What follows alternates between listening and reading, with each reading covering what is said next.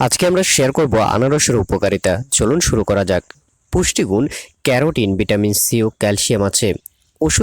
ঔষধি গুণ: পাকা ফল বল বৃদ্ধি করে, কফ, পিত্তবর্ধক, পাচক ও ঘর্মকারক।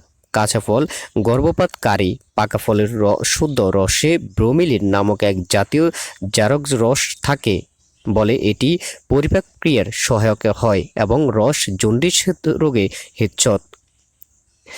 আনারসের গুণাবলী জানার আগে আসুন আনারসের জন্ম পরিচয়টা জেনে নিই। প্রকৃতি বিজ্ঞানীদের মতে সুদূর ব্রাজিল আনারসের জন্মভূমি, পরে গন্তব্য ছিল ইউরোপে।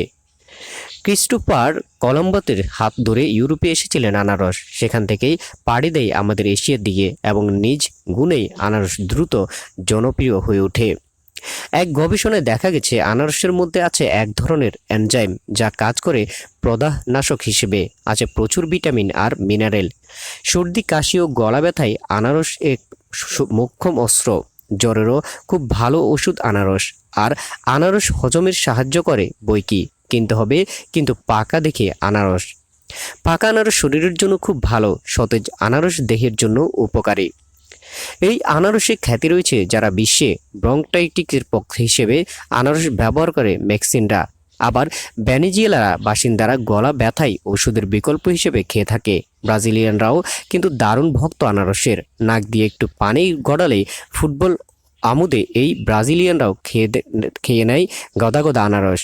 এক নজরে জেনে নিই আজকের আনারসের গুণাগুণ। ডেসার্ট হিসেবে খাবার শেষে আনারস খেতে পারেন। আনারস হজমের সাহায্য করে, সঙ্গে শরীরের জন্য অঙ্গগুলোকে ভালো রাখে।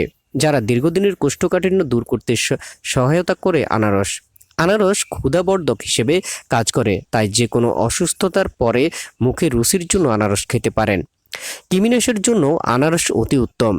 ইন্টেস্টাইনের কৃমি প্রতিরোধে আনারস কার্যকরী। শরীর ব্যথা কিংবা জ্বরের পথ হিসেবে আনারসের তুলনা মেলা ভার। দর্শক, এই ছিল আমাদের আজকের ভিডিওটি কেমন লেগেছে জানাবেন। যদি ভালো লাগে চ্যানেলটি সাবস্ক্রাইব করে সাথে থাকবেন। আল্লাহ হাফেজ, আসসালামু আলাইকুম।